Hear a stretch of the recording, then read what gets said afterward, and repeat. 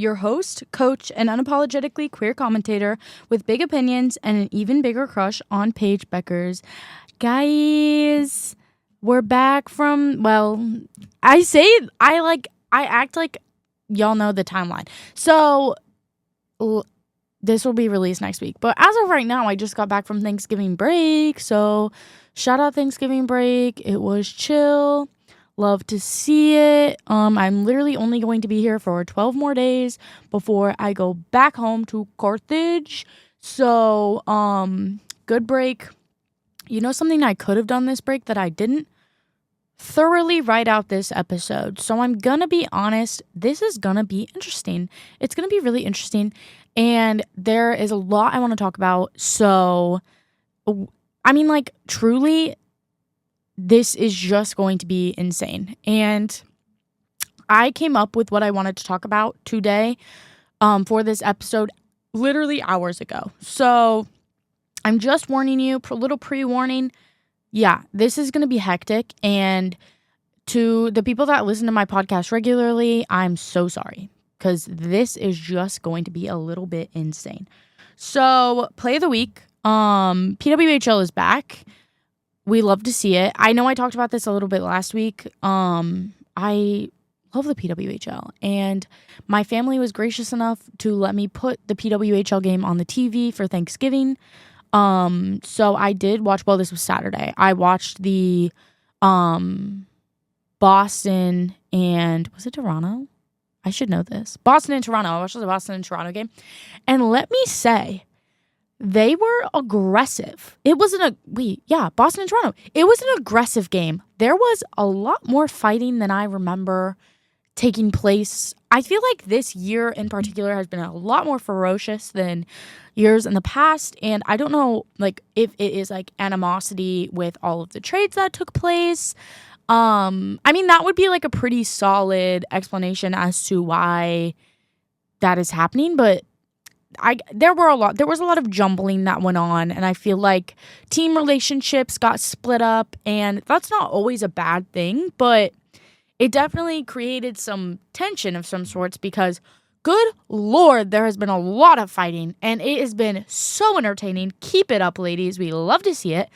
I got to see Zoe Boyd fight, and she is just the sexiest person ever, so I was very happy with that. I had absolutely no issue with that. And while we're talking about Zoe Boyd, let me say, I reposted a picture of her on my Instagram story. It was her team pictures, and it was just really sexy. So I put it on my story, and I think I said wifey. And her roommate, Hadley, who also plays for Boston Fleet, because normally they just room with each other because they don't get paid enough to live by themselves. Her roommate viewed my story, which was odd because she wasn't tagged in the post at all. She just commented on the post. So I was like, what led her to my little Instagram, you know?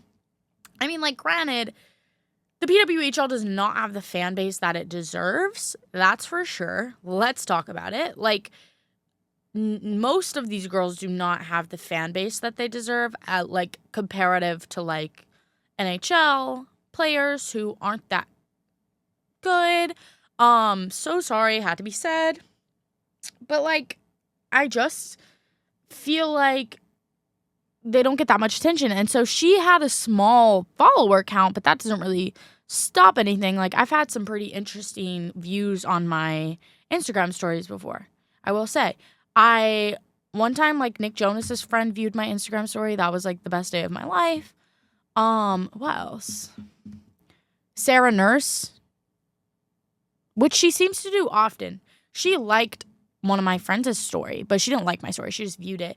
PWHL Minnesota Frost has liked my story before. I reposted something of theirs, even though they're literally evil.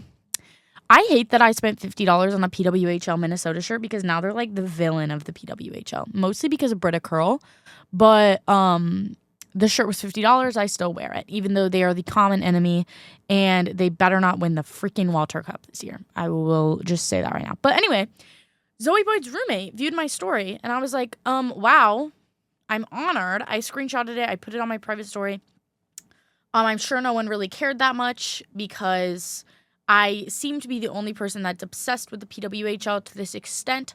But yeah, still, she viewed my story and I was like, okay, you want to follow me? Like, you know what I'm saying? I went and I followed her after because for some reason I wasn't following her, even though I feel like I follow every PWHL player ever on Instagram. And everyone should because they're so good. But yeah, that was crazy. And anyway, Zoe Boyd got in a fight and it was so sexy. Her helmet came off and it was the best thing ever. And I have literally watched it probably 5 times because, oh my gosh, she's so sexy. Like, it is unfair. She is like becoming my next Paige Beckers. And I love her so much. And I need her to come out with her next podcast episode, which like I don't know if that's going to happen because now she's in season. And previously she had only been putting up an episode a month. And we've hit that month mark and we haven't got an episode yet. So I've been like actively checking probably multiple times a day to make sure she hasn't posted anything because I love that podcast with my whole heart and I strive to be like her because she's my queen. But yeah, I just love Zoe Boyd so much. And the PWHL thing is the best thing ever and I just love watching girls fight. I know me and Kayla talked about this in our episode where she chitty-chatted with me, but she did say that she'd like to see more checking, like body checking in the PWHL, and I'd have to agree. But, like, I'm liking these fights. I'm liking these penalties. Like, this is fun. There was a bad cross-check at the very beginning of the Toronto and Boston game, and I wish I knew who it was because it was, like, a very illegal body check. Like, it was, like, I mean, she cross-checked the crap out of her. It was aggressive. I probably was like, ooh, when I watched it because I immediately knew she was going to get a penalty. She might have got a 5-minute penalty for that, per chance. I think she might have actually, because it was a nasty cross-check, like blatant cross-check. But we were just getting a little vicious. And then, who was it? Let me look this up, because there was some animosity between Britta Curl and another player, which honestly, like, I think we should all be beating up Britta Curl because I do not like Britta Curl. And I have talked about that before. And honestly, I should talk about it more because she pisses me off. Wait, let's find it. Oh, Megan Carter. Okay, so Megan Carter plays for, I think is it Boston? Boston. Of course, I swiped out of it when I literally needed that answer. I'm about to start singing Beyonce, and we just can't have that because we don't want to hear me sing. Oh, she plays for Seattle. Okay, so Megan Carter, who plays for Seattle, was getting quite aggressive with Britta Curl, who plays for Minnesota Frost. And I know I've talked about this before. Britta Curl is not a good person, and I hate that she's good at hockey because she's not a good person. She had previously gotten in a scandal for liking a lot of very homophobic tweets, and you are in the PWHL. Why would you do that? And so I believe she did that right before the PWHL draft, and Minnesota still drafted her. And when all their fans were like, what the hell? Like, you saw what she did. You just cannot be homophobic ever, especially in the PWHL, because there's just not the space for that. But she had liked a bunch of really bad things. Minnesota still drafted her. And when they were confronted about it, they said, oh, but a gay man handed her her Minnesota Frost hockey stick. So why would she be homophobic if a gay man handed her that hockey stick? What? That is not an excuse. And I know I've talked about this before, but honestly, I should talk about it more because Minnesota continues to try to cover their tracks about it by posting things about her and her boyfriend. Like, I know she posted something about Britta Curl's boyfriend, and who else was it? What's her name? Let's look it up because we got time. 2024, 2025, Minnesota Frost roster. Her name is literally on the tip of my tongue, and I'm going to be pissed when I don't remember it. Let's find it. Okay, where is it? I know she was on this team. Liz Sheppers. I should have done that. Okay, so It was Liz Shepard has a girlfriend, and it was Liz Shepard's girlfriend and Britta Curl's boyfriend, like, talking while they were watching the game. Like, they mic'd them up during the game. And everyone in the comments was like, Minnesota Frost, you are not slick. We know what you're trying to do. You're trying to make her seem so friendly and loving. And she's not. She is not a good person. And it really irks me that they, as what they would like to say, a very, like, openly LGBTQ supportive organization, especially under the PWHL, who is very open about their support for the LGBTQ because a lot of their players are part of that community. Why are you get rid of her? If she's causing this much trouble, yes, she's a talented hockey player, but you have more people on your roster. You have rookies that you could bring up. You have prospects. Like, you have good players. Why are we letting this piece of bad word ruin a good image, especially with such a good team? Are we kidding? You have Kendall Coyne, you have Taylor Heisey. Like, why are we Liz Shepard? She did a lot for them. Liz Shepard, she got drafted to a different team, I believe, or traded to a different team. But why are we wasting such precious playing time on a bad person who is not good for your organization's image?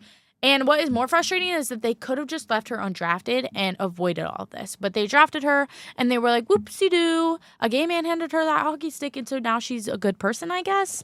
But very, very frustrating from the PWHL. But that, back to what I was saying, she was getting attacked by Megan Carter this weekend. I think it was this weekend. In their game, or maybe it was Friday, against Seattle and Minnesota Frost. And a lot of people were saying not only is it because she had given Megan Carter a pretty aggressive injury that had taken her out of a few games. I think their home opener took her out of the home opener because Britta Curl had made a hit on her. They were saying she was getting aggressive with her not only because of that, but also because of her outward homophobia on social media that she really did not address at all. The apology video was horrible. I've watched it multiple times in an attempt to be like, okay, maybe she's trying to be better, and she's not. Like, it was the worst apology video I've ever seen ever. Apology videos are the worst. But, yeah, I just am tired of Minnesota Frost covering that stupid stuff up. So, yeah. Anyway, love the PWHL, love the fighting, love Zoe Boyd. We love to see it. I saw someone complaining the other day because I'm saying a lot. I told you guys it was going to be bad. Because Carly Jackson, who was a goalie for the Toronto Scepters and is now a goalie for Seattle Torrent, my apologies. They them pronouns. They have not been getting played, and people were, like, expressing their concern because Carly Jackson is definitely a fan favorite. And they were like, people on the internet were like, why aren't they getting played? Like, what is going on? And while, yes, Carly Jackson is a great goalie, there are 3 goalies on each PWHL team. One plays, one sits on the bench, and one does not. And while goalies do work together to support the team as a whole, especially in practices, they are still in competition with themselves to try to get the game spot or at least the backup goalie spot. And that's what it's all about. Like, I know that Carly Jackson is a good goalie. I've seen them play before. They played a few games for Toronto last year, but they, at this current moment, are in this competition with these 2 other goalies, and they're not doing the best. So they're not going to be the backup goalie or the game goalie until they prove themselves to be. And I love that people are defending Carly Jackson because they're great. They're a great person. They just recently had their first acting role, actually, in some film called The Pink Light. But it's their job to be competitive and work their spot. Like, I love that people are defending them. But I also don't like that people are throwing down the other 2 Seattle goalies just because they're upset with Carly Jackson not getting all the playing time. And while Carly Jackson is incredibly sexy and an incredibly good person and very much so a philanthropist, they don't need to be playing every game because of that. And while I do think they're a great hockey player, let's not put other women down so that we get what we want. Like, that's definitely never the solution and doesn't usually work and ends up being worse. But I do love Carly Jackson, and I hope to see them get some playing time, because when they got playing time last year, I believe they got a shutout, and it was magical. And it was on Pride Night, which was even more ironic, and I believe they talked about that on Zoe Boyd's podcast, because Carly Jackson was like the third guest on Zoe Boyd's podcast, and that's what brought my attention to it, because I love Carly Jackson. And yeah. So I've talked about the PWHL for like a good over 10 minutes at this point. So that's my bad. That was play of the week. There was also a play that I wanted to point out. I'm glad I thought about this. Multiple, actually. So Ohio State just beat Notre Dame, which Ohio State was, soccer, women's soccer.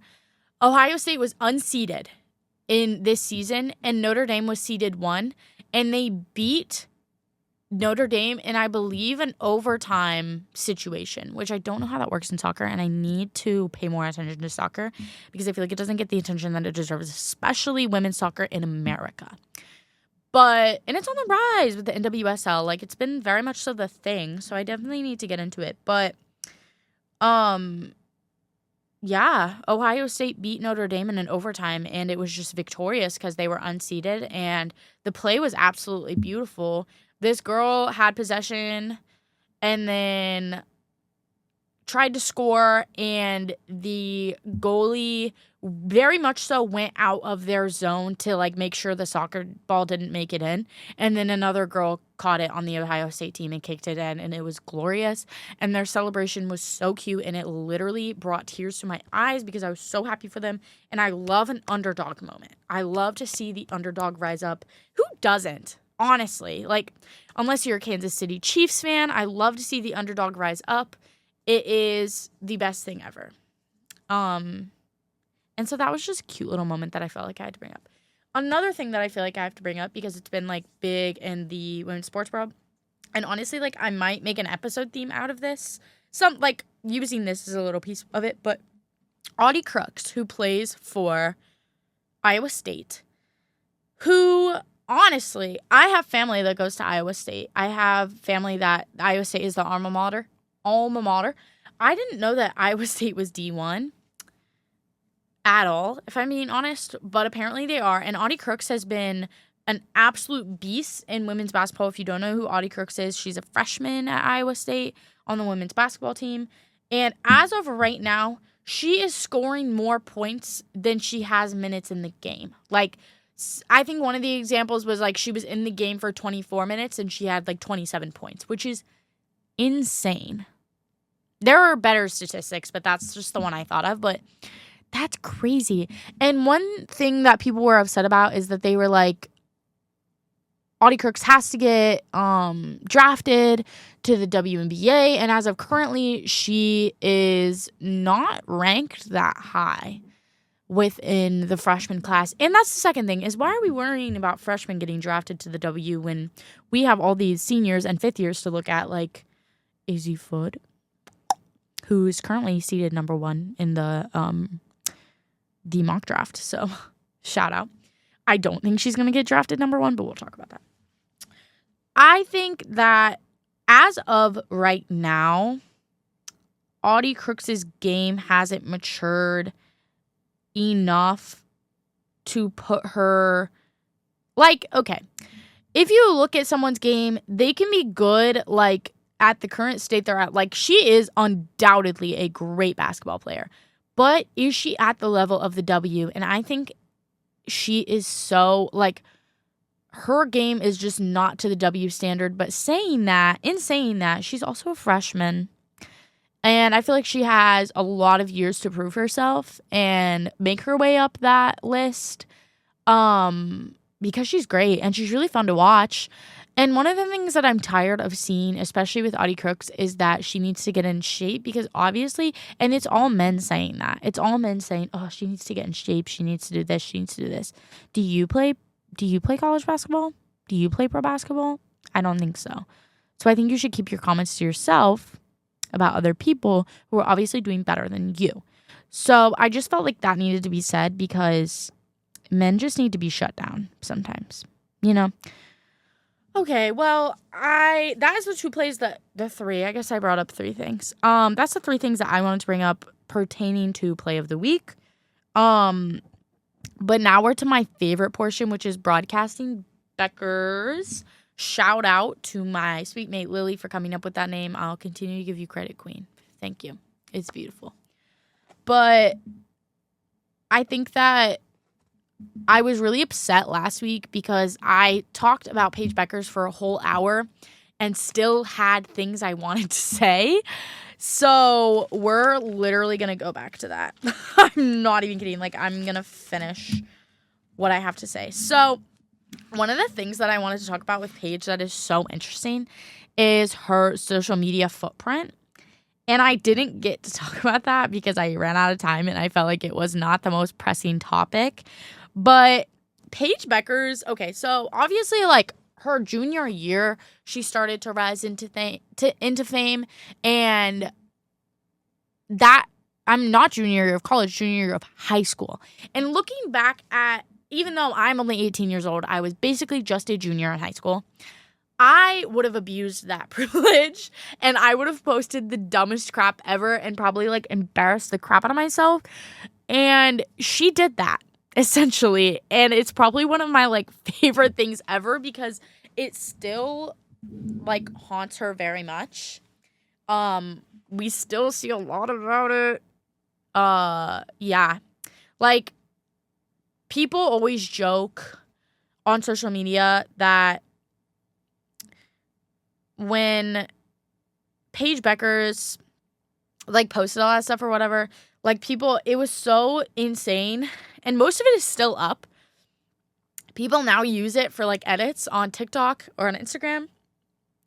And people are always in the comments like, she's never going to come back on social media if you post this stuff. Which, honestly, valid, because I don't think I would either. Like, some of it's really bad. Like, I remember when she was, like, heavily flirting with Vinny Hacker publicly. Like, I don't know, like, the extent of that relationship. And honestly, like, I could probably talk about it for a really long time. But I don't know the extent of that relationship. But she very publicly, like, flirted with him and would comment on his stuff and, like, make videos about it. And those videos still, for the most part, exist. And I think that is just literally the scariest thing ever. And it's one thing that I'm because keep in mind, she was a junior and a senior in 2019, 2020. So that is a rough time to be on social media because genuinely no one gave a care. And we all just posted the most ridiculous things ever. I'm sure that, like, I deleted all my TikToks from that time. Like, there's trust. They're saved in my phone. Like, we will always remember. I think I literally have a new TikTok page than I did at that time because I was like, yeah, I don't want anyone finding this. And the worst part about it is my cousin, Miley, who is on this podcast, we have a TikTok page that still, well, she has a TikTok page that I cameoed on frequently that still exists. And one time we were sitting in English class and people like pulled it up and was watching it. And so that still haunts me in a way, but at least I have like someone to go through it with together. Like, it's not just me going through this, which is great. But social media is a beast, and Paige posted a lot of questionable things. One of my favorite things is her senior pictures because they're so 2019, 2020. I'm assuming, based on the timeline that most people go by, I'm sure she got her pictures in 2019. And, like, at that point, it was, like, Vans, denim on denim, like, the checkered stuff. We had the Visco going on. Like, there was a lot to unveil at that point. Like, we all had a Hydro Flask. We all wore scrunchies. And what else was a part of that era? Who knows? But all very ridiculous things that I never want to look back on ever again because I wore horrible outfits. I went through an indie phase that should have been the biggest indicator to my parents that I was a lesbian. And it was, come to find. But yeah, 2020 was not for the weak. 2019, 2020 was not for the weak. Especially, oh my gosh, now that Stranger Things is out. Remember in 2019 and 2020 when Stranger Things 2019. When Stranger Things came out and it was still like the Visco era. And I feel like that season was so like summer. The mall vibe was very in. Like, I feel like that was such a time to be alive before the pandemic happened because it was genuinely like the happiest point of my life. And then one thing I'm also grateful for, even though this has literally nothing to do with anything, is that the Stranger Things Eddie Hellfire Club, the whole like thing where he sticks his tongue out and does like the devil horn thing, I'm glad that that wasn't a thing in 2019 because I genuinely think it would have been worse than it was when it came out in 2022, because I remember when everyone had like the Hellfire shirts and everyone was cosplaying Eddie and it was like the worst thing ever.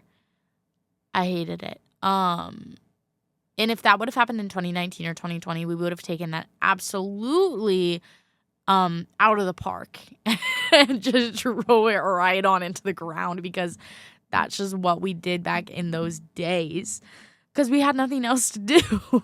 Because the pandemic was still lingering. But yeah, Paige definitely went through her 2019-2020 phase, and I love it more than anything. Like, some of the pictures you'll find that, like, still exist on social media, and I'm honestly, like, sure they probably still exist on her TikTok, or not her TikTok, on her Instagram. Like, let's just do some scrolling. Because this is genuinely so entertaining.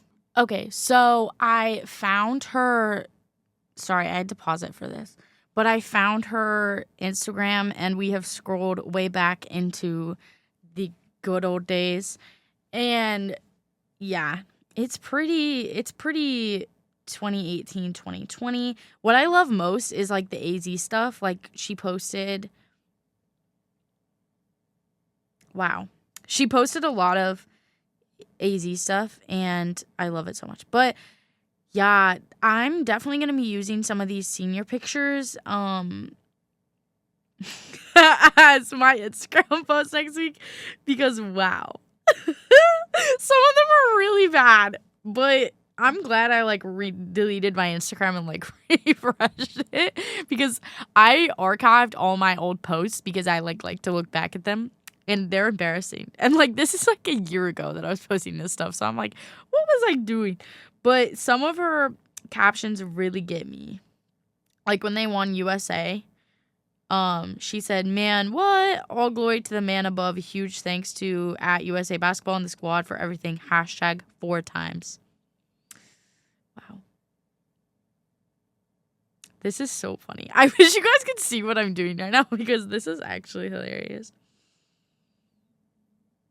One of them is like pictures of her posing on her porch.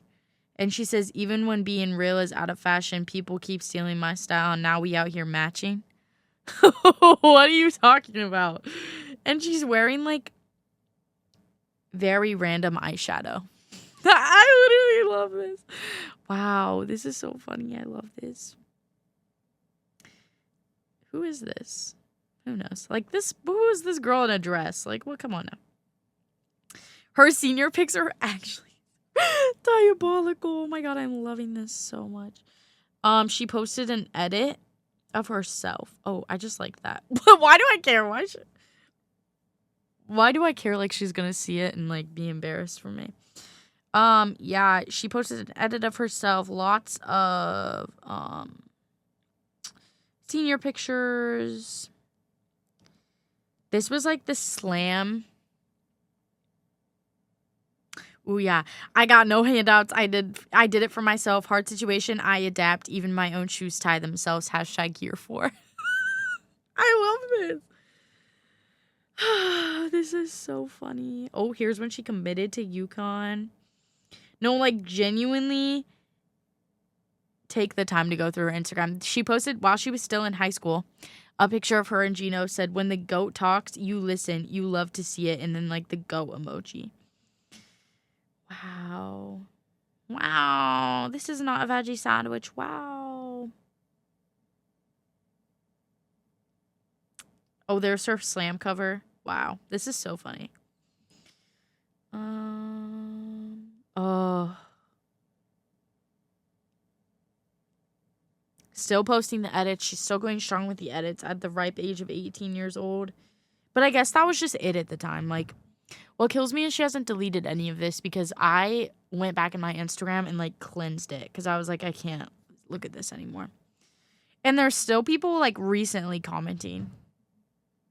Like someone commented on her senior pics from 2020 and said, what if I throw straight Paige at you? Wow, this is so funny. Oh my God, the fits are so fire. Wow. And then one is her in like an edited picture of her in a Yukon uniform, and she said numero cinco. Yes, I'm bored, but I heart mirror pics. And Jose Fudd commented, wow, with the heart eye emoji. Jose Fudd is literally my goat. Like, I love him so much. Wow, Paige. Wow. This is not a veggie sandwich. Okay, that's the second time I've said this. But it's okay.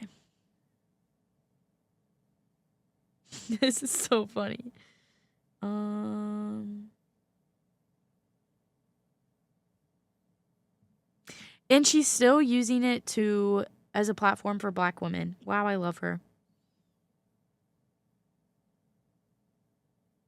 Oh, she did like a Black Lives Matter post. Good for her. Wow. She's always been a good person. I love that for her. That's my wife right there. She posted a lot of Black Lives Matter stuff. Good for her. Okay, well, I'm glad we went through that Instagram deep dive together. That was one of the big things I wanted to talk about because I genuinely think it's such an important part of like why her fan base is the way it is. And truly, she never gets left alone about these things. But the thing is like she could go back and delete this stuff and she doesn't. And that's like the best part is that it's all still there. Wow. Oh, here's her graduation pics. Wow. Another Black Lives Matter post. Go, Queen. Wow. Very cute. But yeah, that was one of the big things I want to talk about. I literally wrote social media footprint in my notes. This is my notes. The other things I wanted to bring up, other than like her record and like all that stuff.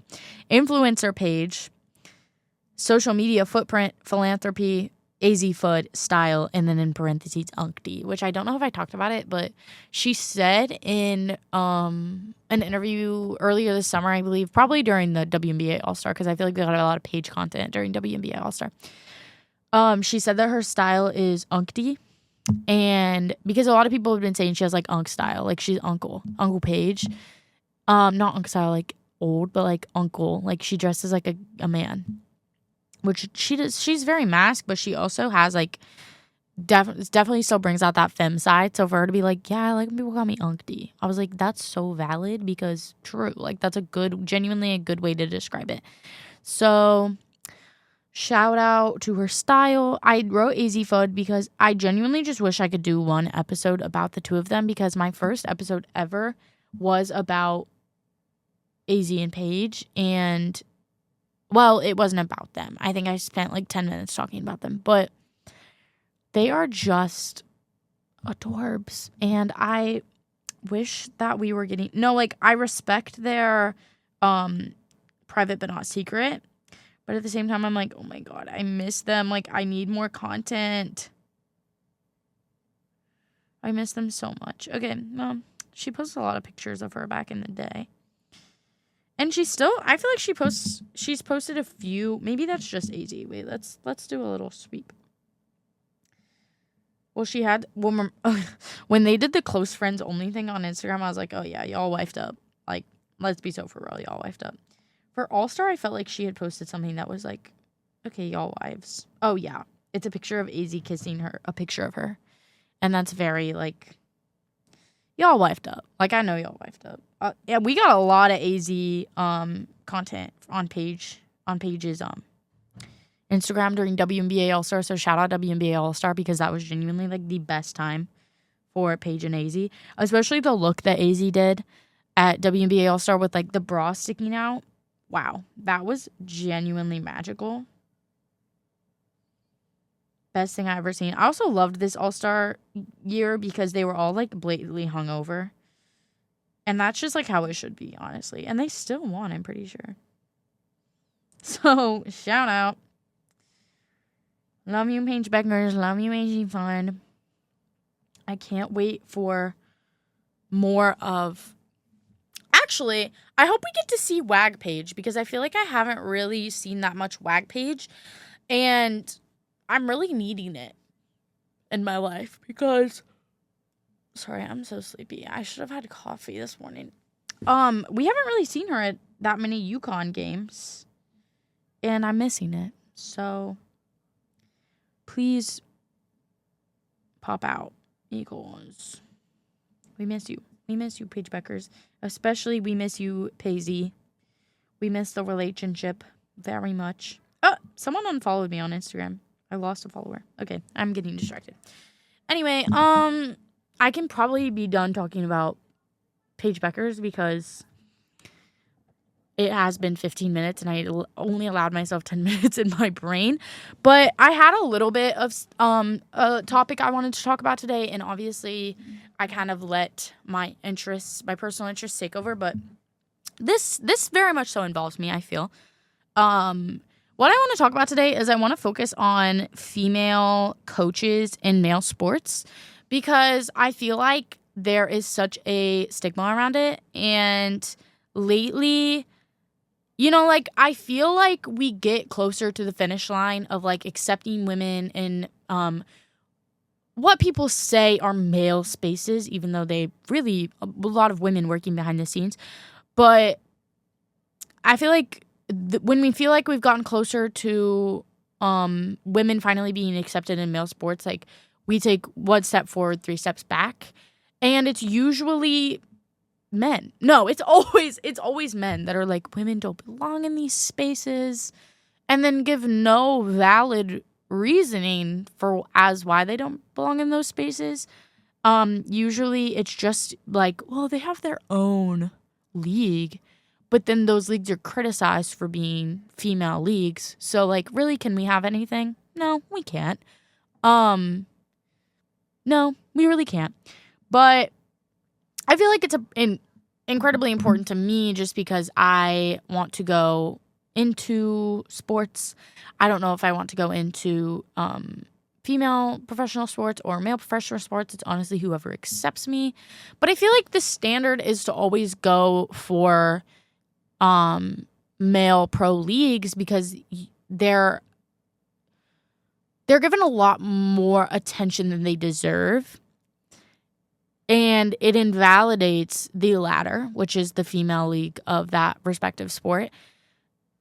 Even though those leagues have such large fan bases, and I really don't understand why it's such an issue to just let both coexist. There are men working in female professional sports, so why can't there be women working in male professional sports? I don't understand. It genuinely makes no sense to me. But it continues to be an issue, and when we feel like we've gotten a little bit closer to the final goal, some insecure man says something on social media, and then we completely take the 3 steps back, like I had said first. But it's so important to have female coaches in male leagues, first of all, because it breaks gender role stereotypes. I mean, male sports have always been named masculine in every role that belongs in male sports. We can never have a female, not even a female assistant coach. That is an issue. And what gets me is when you look at sports and jobs in sports, it's so many are often overlooked. And usually the roles that are overlooked are roles that are primarily female-led jobs, like social media marketing. That is a very female-led job. I feel sports journalism and broadcasting, I feel like that is very strongly female-based, and it's often overlooked, and it's often called an unimportant job. And that's so untrue. You can thank journalism and broadcasting for all the sports reports that you get, unless you just want to watch the game with absolute silence and have to interpret everything for yourself, which maybe some people like. But not everyone is sports gurus in their respective sports that they choose to watch. Like, when I first started watching the NHL, I had to have commentators in the back. Like, I did not understand what was going on. I did not understand the calls. And that is just something that the more you watch the sport, you more grow to understand the language that the broadcaster is using, and that teaches you the sport. But, like, that goes back to everything I'm saying is broadcasting and journalism is so important, because that's telling you exactly, that is like teaching you how to listen to the game and watch the game. And it's just overlooked, especially when a female does it. And if we were to open male-dominated jobs to women, that just expands the talent pool for teams. Like, I just don't, because I remember when there was talk of Dawn Staley coaching for a WNBA or an NBA team, and everyone was like, absolutely not, that cannot happen, she is a woman. And it's like, look at her record. Do you know how many national championships that woman has won, not only as a player but also as a coach? She is our cornhole queen. Like, she is so good. I don't understand why she cannot be welcomed in this space. And it is genuinely comes down to the fact that she is a woman, and there is like no other issue. Like, give me a genuine reason why she would not be a good coach compared to a man. Like, she would be a fantastic NBA coach. But I also think it comes down to the fact that she wouldn't even be respected by the coach's organization or the players, because she's a woman. And for some reason, we have this perceived issue with women that we don't think that they have the brain capacity in, especially in sports, because it's a more male-dominated industry. And, like, who set that system up? Really, who set that system up that it's a male-dominated industry? It doesn't have to be a male-dominated industry. It can be female-dominated and still be incredibly successful. I mean, look at the PWHL, how much it has risen in the past. I mean, this is the third year of the PWHL, and they just broke the attendance record for the Climate Pledge Arena with 16,000 people at the first game. And we're still saying that female-led industries aren't as good as male-led industries. And that gags me. Because what do you mean? Like, we're joking, right? But you know what? Like, it is just a battle that we cannot win. And I've just grown to accept that. Like, every day, I'm like, you know, like, there is just no way that I'm ever going to be completely respected if I work in sports. And you just have to accept that and be okay with it after a while, because it's true as of right now. Also, another issue is, I know I had said this, but we cannot, I'm just kind of like reading off my own bullet points. We cannot allow women to be in positions of authority. I know I had said, like, I doubt that players would respect them at the level they need to be respected or anything like that. And it's so disappointing, but you know it's true. Like, there would be a level of disrespect because the coaches are women. And for some reason, we can't listen to women. I feel like also, if a team were to make that step, that would show how much the organization supports women. And I don't know why every league is scared, or every team is scared to make that step, especially, like, I think of the NHL, like, is a great example of leagues, like, almost making this step and then being a coward and stepping down from it because of, like, the media's initial reaction. Tampa Bay Lightning had a woman play as the goalie in their exhibition game, and she did a great job, and she never played again because it was frowned upon. And then, I don't know what year it was, in the 2010s, at some point, Hillary Knight practiced with the Anaheim Ducks, and then we never saw her in an exhibition game. No preseason, definitely not a sort of regular season game. We never saw her play. And I feel like it genuinely comes down to the fact that the organization cannot make that step because they're afraid of the criticism that they'll receive for even attempting it. And the biggest thing in recent years, I believe 2023, is Jessica Campbell, who is a well-known female hockey player in Canada, is an assistant coach and continues to be an assistant coach for the Seattle Kraken. And that was a huge step for her to be standing up there with the assistant coaches behind the bench. And I just remember, like, that was so important when it happened, first of all. I'm not a hockey player at all. I'm just a hockey fan. And that was even important to me. Like, that made me emotional. And I will never forget the criticism online for allowing an incredibly qualified coach for beating her down because she's a woman in a male league. Like, she is so qualified. We saw the improvements with Seattle, continue to see the improvements with Seattle Kraken, continue to see the female fan base and male fan base that supported her, but there's still that minority that's like, she doesn't belong, she's not doing good, even though there is literal, like, facts. Like, I could put facts in front of someone and say Jessica Campbell is a great coach, she's made progress, she's done all these things, and they'd still be like, well, she's a woman. Like, she's a woman. Like, we're basically living in the Barbie plot right now. Literally. And there's unfortunately just not much you can do about it. But going back into the history of, you know, like, women becoming in, like, positions of power, for most of sports history up until a later point, women literally could not coach men because they were barred from the competitive sports related field. Like, that was genuinely not an option. And athletic departments often had rules, like unwritten rules, barring women from even trying. And coaching itself became gendered, which was men led and women assisted. And that, like, it just kills me, bro, because there are so many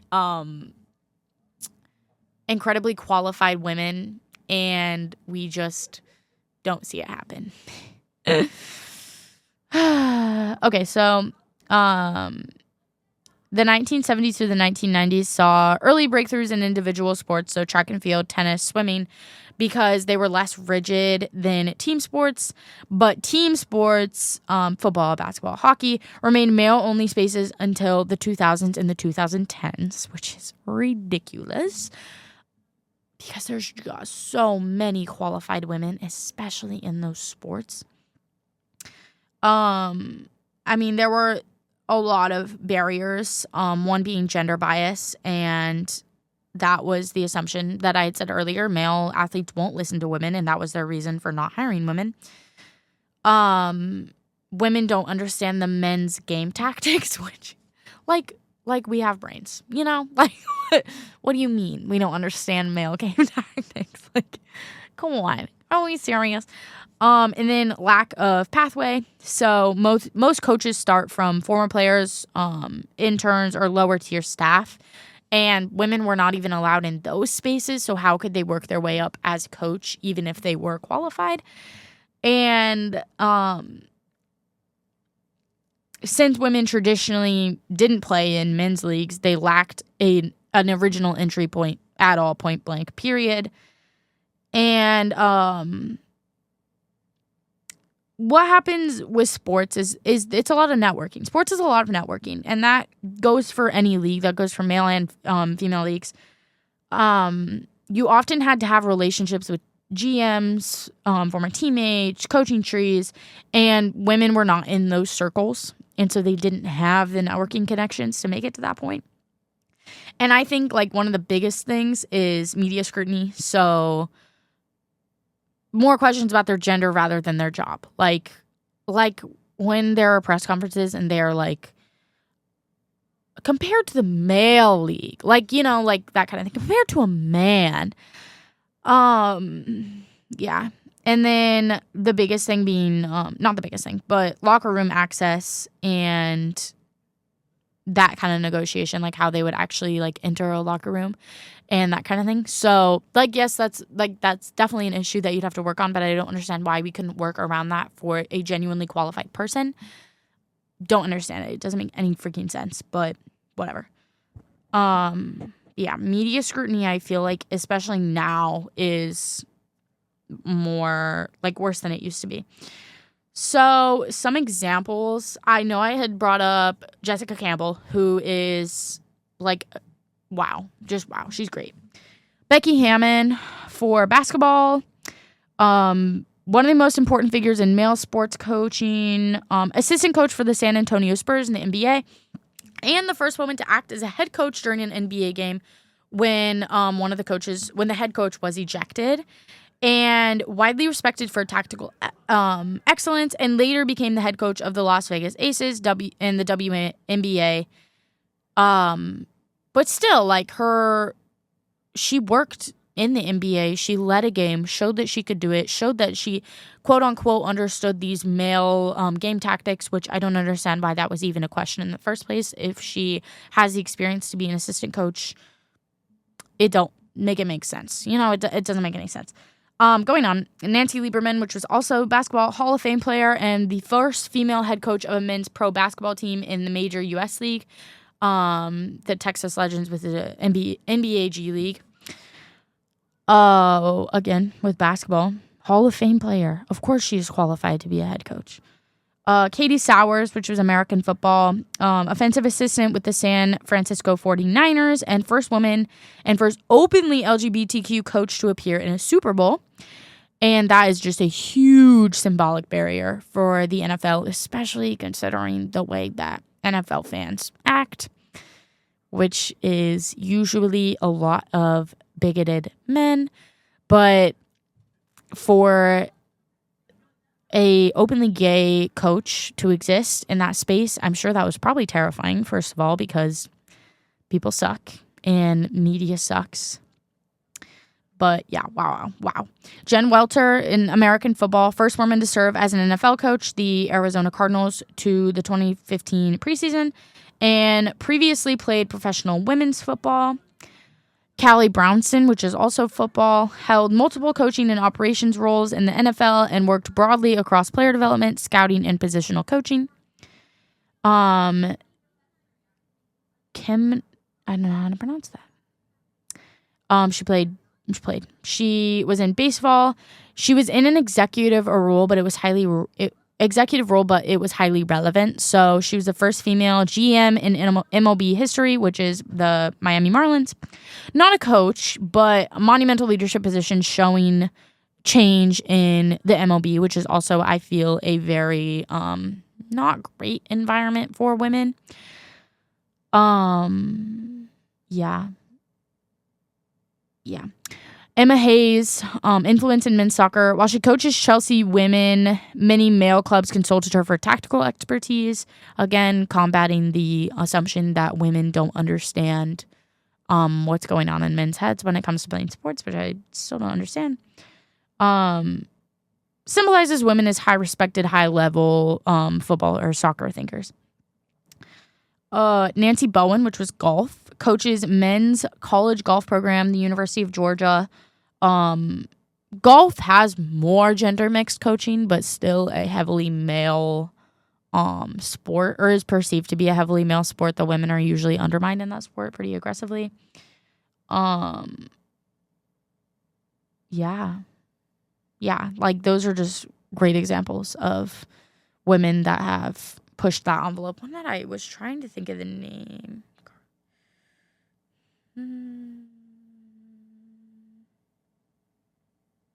Okay, well, now Google is going to be annoying.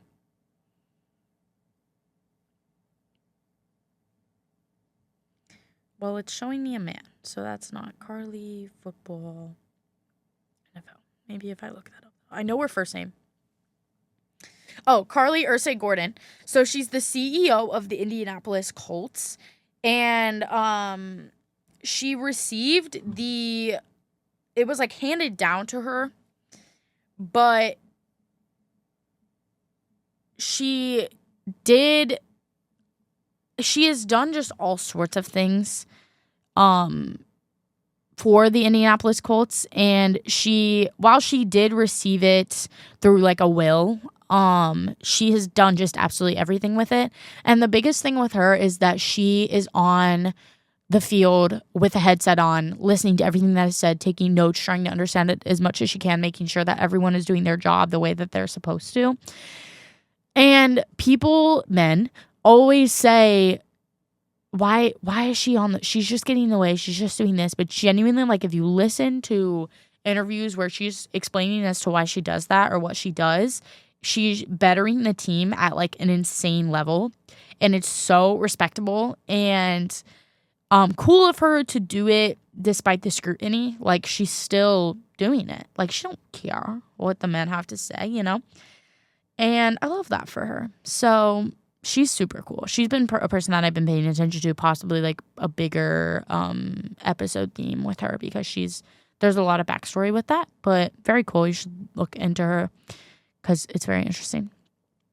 The thing about female coaches is they bring a lot of like known benefits to male teams that male coaches cannot. Biggest one being communication. I feel like women are stronger communicators. And that's like so important in coaching. Player development. Women excel at teaching. We're more patient. Like that's things you need to teach players in a respectable way. Emotional intelligence. Women are usually more emotionally intelligent and have stronger relationships and trust and better locker room cohesion and such. I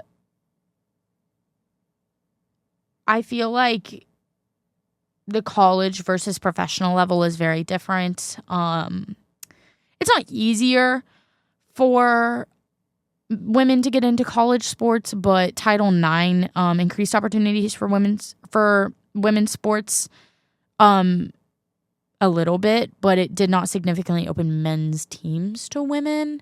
The stigma is usually that DEI is the only reason that women get hired and not because they genuinely are good at what they do, which is so frustrating because it's untrue. While DEI is there because men suck and it needs to be, women are incredibly qualified in what they do usually. We're usually very attentive, good thinkers, and that doesn't go for every woman ever, but usually women are more attentive to what they're doing. There needs to be more change, like in the NBA and the NFL and the MLB, NHL, all of those leagues, soccer, all those things. There is a long way to go before we can say that we've reached the point where women are respected in male sports, because you can't say that now. Women are not respected in male sports, no matter how good they are. Like, you could be the best of the freaking best and still not be respected in men's sports. Something I say every day that I continue to think is true. Sorry if I've hurt anyone's feelings with this, but a perfect man is an average woman, you know? Like, women are taken for granted so bad, especially in sports, and there's a long, long, long way to go for change, but we'll get there someday. It may happen. It might not. Honestly, like, I try to keep my hopes down, especially because I want to work in the sports industry. I try to just, like, keep my hopes down as much as possible. But, you know, the world is a rough place. So, yeah. But yeah, that's basically what I wanted to chitty chat about a lot. I told you guys it would literally be insane. It wouldn't make any sense. I have a few ideas. So, Forward Femme Forecast, I have a few ideas for next week. One being Wolowa books, women's sports books, because I've read a few myself. And honestly, like, need to expand that a little more. Feel like that would be a shorter segment. But I think that would be really fun to talk about. Follow my Instagram, please. I work really hard on it. I like to have fun with it, so you should follow it because it's really fun, and I like to do fun little posts. But otherwise, stay sweaty, stay sapphic, and stay baddie on and off the field. I'll catch you next week, same time, same mic, same energy. Bye.